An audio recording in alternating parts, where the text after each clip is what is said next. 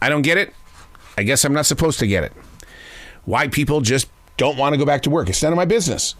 Until you don't show up at my business. And when you don't show up and my work has quadrupled, I have to sit here and go, well, Mr. Human Being, what are you going to do about this? Well, I'm not going to get pissed off. I just want to learn about it. I want to learn why you didn't show up or why you're not giving at least 50% of your energy. I just want to know why. And the reason why I want to know why is so that we can grow together and not teach generation number 2, 3, 4, and 5 after the COVID crisis that it's okay to not show up, because it's not okay. But I'm not going to scream at anybody. I'm not going to hold any grudges against anybody, but I'm going to study your ass. And I'm going to figure out what it is that you're going through, because that's what being an artist is all about. Unplugged, because we will always say yes to creativity. Totally uncut, because we all make mistakes. So turn it into a tool. This is Arroe Unplugged. I got to go in there and read the rule book, because I think I'm busting some serious ass rules. Oh, thou shalt not use the Lord's name in vain. Oh my God. Jesus, please.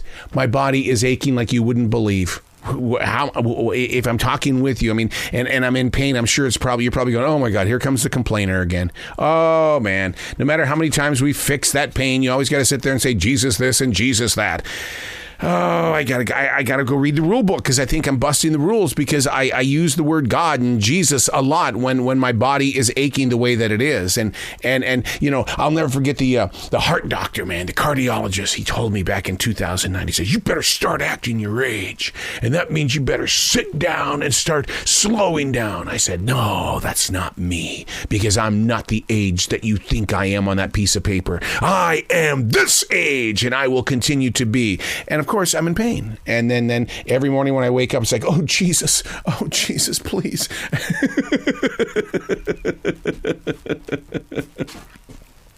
Hey, it's Arroe. This is the Daily Mess, a chronological walk through an everyday world. I would love to one day, and I'd have to have the balls to do it, to go back, because I started writing, what was I, 30 years old, 32 years old? It was 2000. No, I'm sorry. It was 1994. So I was 32 years old when I started daily writing. And I would like to see what that 32-year-old was saying about life compared to the 59-year-old that I am now.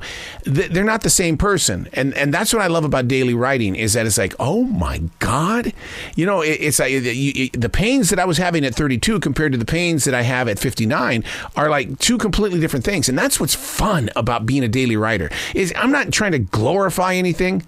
It's kind of really cool that you get to see not a picture of you on your smartphone, but you get to see you on a page. And there's just something, it's the gift that the universe or God has given you in the way of saying, did you learn anything? I don't know. Please, Lord, do not test me. I once heard that pain management isn't the elimination of pain itself, but rather the mind and body being true spirits in the presence of now. Meaning, most who are in pain are comparing their lives to the way that it used to be. And because you might be limited, the reaction is to name it pain. Did you understand what I just said? That if you've got pain in your body, they're saying that with pain management, the reason why you feel that pain, you identify with that pain, you stop because you have pain, is because you aren't doing what you were once capable of doing. Therefore, it must be pain.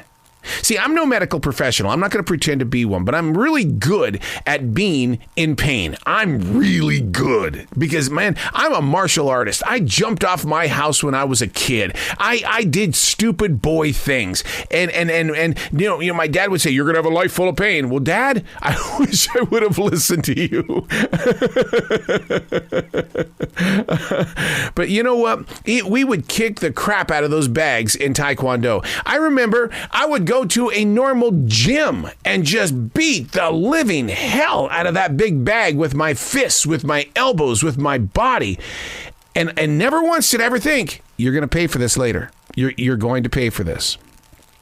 The body has this way of signaling the brain that, hey, look, I I think I'm being mistreated here. Can we get together for a meeting? Do I need to send out an email for everybody? I mean, can we just have a private meeting behind, like doors?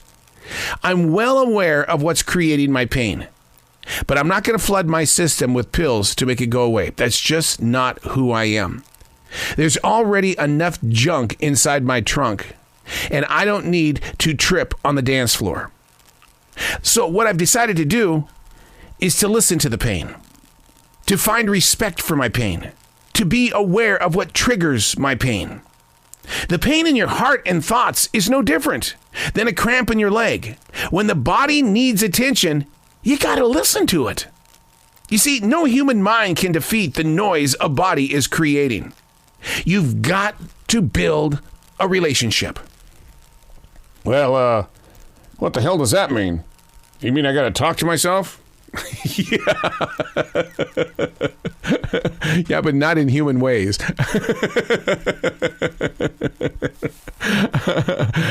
What I write every morning, and I'm not suggesting that everybody do it, but it really is a great form of release. But when I write every morning, sure, it's a conversation with myself. When I defrag in the afternoon with that journal, it's a conversation with myself. Because I'm listening to everything that's going on inside this thing called self. And it's not a conceited thing. What it is, it's understanding the processes that we put ourselves through. And so when I do show up at that essential job that I just had to have in September of 2020 because I needed to be with people, and where were the people at a stupid grocery store? But I've never had a real job because I've been in radio for 42 years and we sit on our butts all day, going out there and doing real manual labor. Hurts. It hurts really bad. I remember my mom would always complain about her hips, her legs, and I would sit there and say, well, I don't understand. And she would say, well, when you get a real job, you'll understand. And I thought, I do have a real job. I'm in radio. I work a lot of hours, Mom. I'm in, and let me tell you something.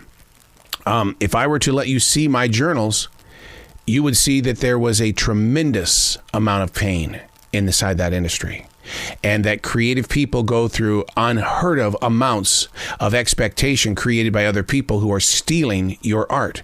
But you have to learn how to deal with that process if you want to succeed in the everyday journey of being who you are as a self. And that's the thing about it, is that so many times people will bitch and complain about the pain that they've got.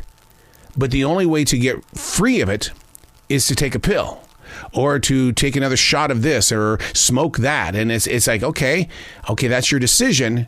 But was that the right decision? I'm not going to judge anybody on this, because what you got to do to free yourself from the pain. So, and it's like, are you going to be properly healed? No, I've always had leg pains. I played hockey when I was a kid. I destroyed my legs in the hockey matches. And it's like, I had knee surgeries in 1978. I mean, I've got scars all over my body. And you're telling me that at 59, I'm not supposed to have pain? Yeah, okay. Yeah, in 2021, I'm going to be paying for what I did back in the 1970s, because that's just the way life is. But instead of complaining about it and allowing it to force you to sit on your butt and binge watch TV all day, you build a relationship up with the self that you are, and you learn to listen to what your limitations are. It doesn't mean that I have to stop what I'm doing. I may have to slow down a bit, but you don't have to quit. You don't have to quit, because the moment you quit, it's like sitting down with your younger self saying, hey, I've been meaning to have this meeting with you, younger self, and I'm sure you've been waiting for me to have this meeting with you. All of those dreams and aspirations that you had back then, I got to quit you, okay? No, don't have that. Don't have that conversation. Your younger self does not deserve that, because that younger self is what put you here, has always fed your here. And if you have that conversation of saying, well, I'm going to stop now, that younger self is no, that's not a good place. I don't even want to see the tears coming from that child's eyes. Learn to build that relationship up with yourself. It's not conceited. What it is, it's learning to understand why you are. Not who you are, where you are, but why you are. And then when you listen to what is happening and you do things a little bit different, then your body has less pain. Pain management. Quit comparing what you used to do to what you're doing today. That's where the pain begins. I'm Arroe, and that's the Daily Mess.